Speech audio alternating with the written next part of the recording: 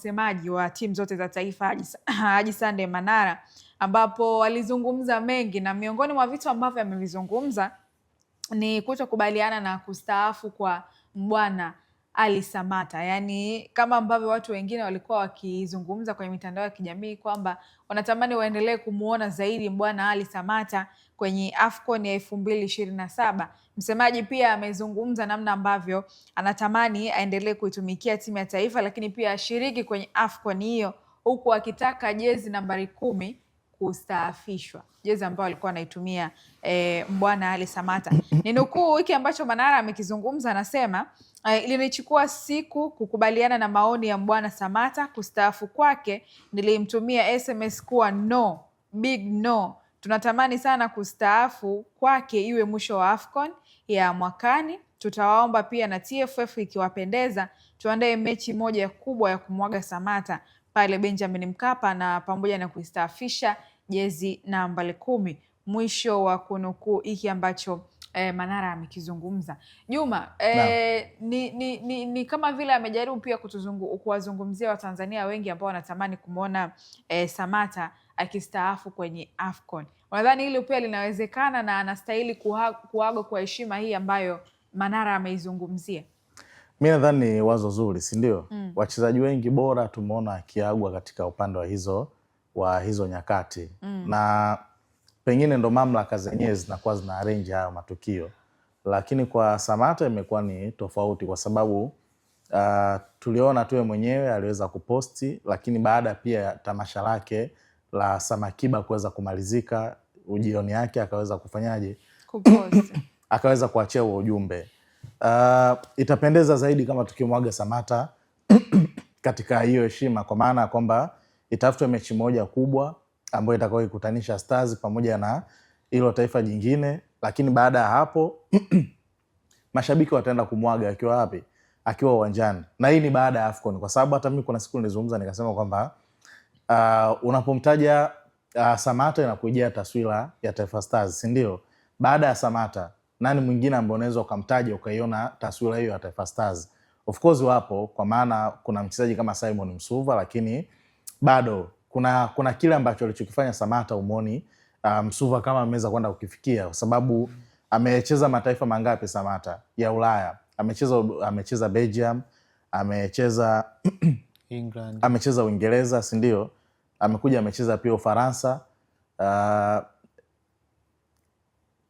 Uturuki hajacheza, si ndio? Amecheza. Yes, amecheza pia Uturuki, Fenerbahce. Angalia haya mataifa manne ambayo Samata ameacheza, si ndio? Kwenye ligi yetu ama kwenye taifa letu la Tanzania, ni mchezaji gani ambaye ashaye kufanikiwa kwenda kucheza katika mataifa walau hata matatu tu? Tena kwenye level kubwa, sababu ni Samata ambaye amecheza pia mashindano ya UEFA Champions League. Amecheza ligi pendwa ya EPL. Amefanya kila kitu. Kwa hiyo mimi naamini ilikuwa ni sehemu ya kutafuta hiyo siku na kwenda kumwaga zaidi, lakini uwepo wa Samata tu kwenye upande wa kosi cha timu ya taifa kuna uwezo mkubwa wa kwanza kwa motivate hawa vijana ambao waliopo. Kuna namna ambao Manara jana aliweza kuzungumza akasema uzuri wa Samata sio tu mchezaji bali ni kiongozi. Ana uwezo wa kuongea vizuri na wachezaji wakaelewana na wakajua namna gani ambao wanatakiwa kuweza kufanyaje, kuweza kuifanya. Wachezaji kama hawa muda mwingine wakati timu labda ikiwa na migogoro, labda hawajapata posho, hawajapata nini, hawa ndo mara nyingi unaweza kuwatumia kama sehemu ya koti kwa ajili ya kwenda kuzungumza na vijana, kuambia kwamba focus isiwe kwenye hela zaidi, si ndio? Focus iwe kwenye kazi ambao wao ndo wamekuwa wanafanyaje, wamekuwa wanaifanya kila siku. Mimi natamani kuweza kuona hilo likitokea, na pengine tutengeneze pia motivation nyingine kwa hawa wachezaji ambao tuko nao. Haiwezi kaishia tu kwa upande wa Samata. Wachezaji kama kina Nova ambao nao pia tunatarajia siku moja wakituambia bwana tumelitumikia taifa kwa muda mrefu zaidi, si ndio? Kwamba hapa tunaamua kukaa pembeni, basi natakiwa nao tuweze kuwaenzi kwa makubwa zaidi. Isiishie tu hivi. Sawa, mimi nadhani pia ipo haja ya hiki ambacho amekizungumza Manara, kwa sababu tunaona hata mifano huko duniani wachezaji namna ambavyo wameaga. Afu na msimu ulioisha kuna wachezaji wengi kweli wameaga kwenye klabu ambazo wamezitumikia kwa muda mrefu, mbali tu na timu za taifa. Kabisa. Ni Ronaldo naye ameaga? Ronaldo yupo 2030. Sawa. Kiungo wa mpira bana, hivi ni leo Simba yuko dimbani na Singida Black Stars kwenye michuano ya Kagame. Sasa kiungo mpya ambaye amejiunga na klabu ya Simba, Kevin Asho Naftali, alinukuliwa akizungumza kwamba malengo yake ni kuwa bingwa wa michuano ya ligi ya mabingwa barani Afrika akiwa na klabu ya Simba. Ninukuu kwa uchache, anasema malengo yangu nikiwa Simba ni kuhakikisha tunabeba ubingwa wa klabu bingwa barani Afrika. Mwisho wa kunukuu. Yaani mchezaji ametoka kucheza Pamba na Singida, alafu anawaza kuchukua ubingwa wa ligi ya mabingwa barani Afrika. Nini kinakujia akilini, Muhsin? Automatically ni ndoto ya kila mchezaji anapoenda kucheza timu kubwa. Usitegemee, yani hata leo hii Juma Shabani akipata nafasi ya kucheza Simba au Yanga, automatically atakwambia malengo yake ni kuona akitimiza ile ndoto ya timu akiwepo kwenye timu. Na ndio maana kama unakumbuka wakati Yanga wanapoteza kombe wakiwa wameshinda goli moja ugenini, Nabi alitoa machozi. Algeria alitoa machozi. Kwa nini? Sawa, naondoka na medali na historia, lakini angetamani kuwa miongoni mwa makocha wa kwanza yani kocha wa kwanza kubeba taji la Afrika akiwa na timu kutoka wapi? Tanzania. Kwa hiyo unaweza ukaona ile namna kwa sababu ni nafasi ambazo haziji. Na baba Nabi yuko wapi siku hizi? Sasa hivi Nabi yuko wapi hapa? Kama sio Morocco. Kitu Morocco. Raja. Yes, Morocco. Unaona? Unaona yani nafasi ambazo haziji, yani haziji mara kwa mara kama ambapo kwenye ligi yetu unaweza ukachukua mara 5 mfululizo, mara 4 mfululizo, mara 3 mfululizo. No.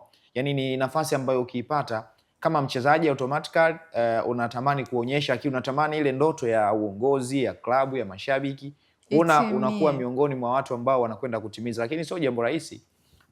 Unaizungumzia ligi ya mabingwa barani Afrika. Manake vilabu vyote unavyovijua wewe vilivyowekeza venye timu bora, ligi bora, unakwenda kupambana nazo. Sio kwamba haiwezekani, no. Lakini kuna namna tunahitaji pia kutengeneza vikosi vyetu kuwa bora zaidi ya vile ambavyo tunafikiria. Kama mchezaji kwa motivation ni jambo zuri, na sio kwamba haiwezekani, inawezekana kwenye football, kwa sababu Simba mara kadhaa ametolewa kwenye robo final klabu bingwa kwenye mikwaju ya penalty. Kwao Young Africans ametolewa na Mamelodi kwenye mikwaju ya penalty, na kama tunasema ingekuwepo ile video, unasema video support, huenda Gamondi angeomba ikafanywe review, lakini haikuwepo kwa sababu, na hapa ndipo ambapo kuna utofauti unajua wa video support na VAR. VAR muamuzi anaweza akatwa nasikiza akaambiwa endelea, kwa automatically anaendeshwa. Yeye hajiendeshi, lakini video support automatically kocha unapoiomba manake lazima muamuzi akusikilize kwamba una shida gani, lazima aende pia, na lazima aende. Kwa hiyo huenda kipindi kile Young Africans video support ingekuwepo, huenda tungekuwa tunazungumza Yanga imekuwa timu ya kwanza kufika nusu finali labda. Lasha, na hata jana ulimsikia president alizungumza kuhusiana na issue ya Gamondi ya goli la Nado, ya penalty ya Nado ambayo tulikuwa tulidai mechi na nani ilikuwa Morocco, yes, kwenye AFCON nadhani. Hatukuwa na nani, lakini kwenye vikao tuliona akasema kwamba ilikuwa unaona hiyo inaweza ikawezekana kwa hii misimu ile ambayo Nation amejiunga na klabu ya Simba. Kwa kifupi sana, kila kitu kinawezekana kwenye upande wa maisha, si ndio? Inategemeana unahitaji kitu gani, lakini before Nation hajawaza kuweza kuchukua ubingwa wa Afrika, nadhani focus ya kwanza ni yeye kutengeneza hiyo imani kwa upande wa mashabiki, benchi la ufundi, lakini pia hata kwa upande wa wachezaji wenzake. Unajua kwa nini nimezungumzia kwenye upande wa wachezaji? Of course inazoeleka, unaweza kutengeneza hiyo imani kwa upande wa mashabiki, yani wakaamini kwamba kwenye kikosi tukimwona Nation basi ni timu ya ushindi, si ndio?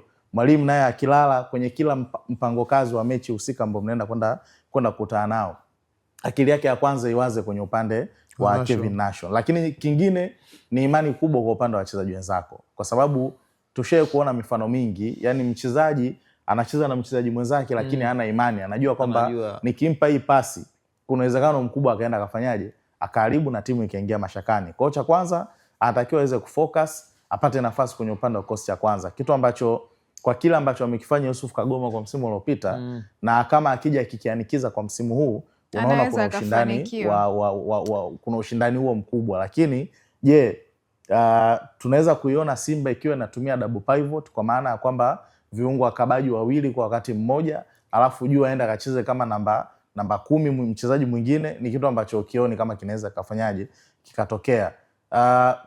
Simba na Yanga kwa asilimia kubwa mara nyingi huwa wanacheza na kiungo mmoja mkabaji.